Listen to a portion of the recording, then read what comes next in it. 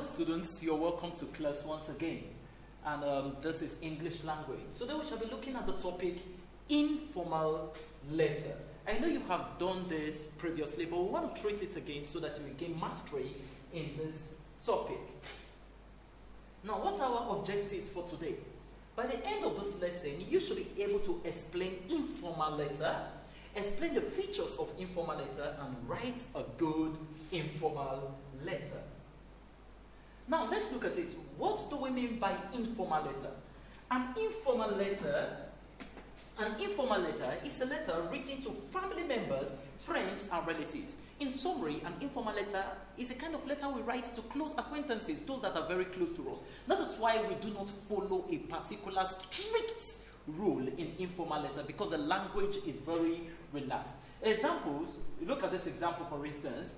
Letter written to uncles, aunts, sisters, cousins, friends, and parents. They are examples of informal letters because all the mentioned persons here, they are people close to you. Now let's look at the features of an informal letter.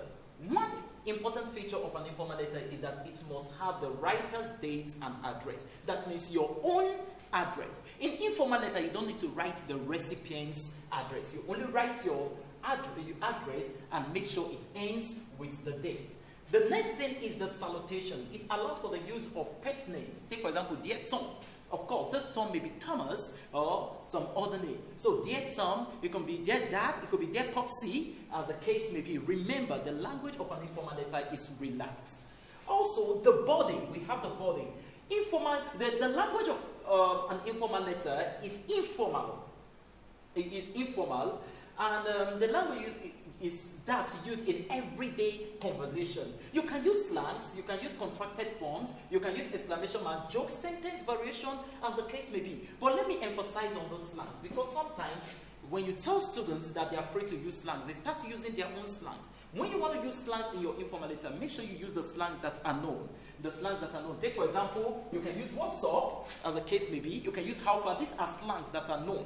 But when you use some other slangs that we do not know, we cannot take it as a correct form. Now, you can use contracted form. Take for example, instead of writing did not, you can write didn't in informal letter. It is allowed, didn't. So you can use contracted form. Now, when you are ending your letter, you end with a complimentary close. You use the yours sincerely, yours affectionately. You can even use yes lovely, but don't use yours faithfully. Faithfully is reserved for formal letter. These are important features of formal letter.